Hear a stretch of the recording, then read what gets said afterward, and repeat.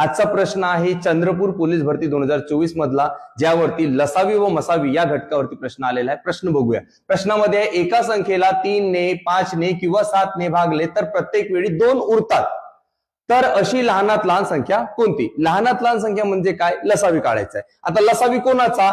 3 चा, 5 चा व 7 चा. तर तुम्हाला दिसत आहे की 3, 5 व 7 हे मूळ संख्या आहेत. हे मूळ संख्या आहेत. तर यांचा तुम्हाला लसावी काढायचा तर काय करायचं? मूळ संख्यांचा लसावी काढताना सगळ्यांचा गुणाकार करायचा.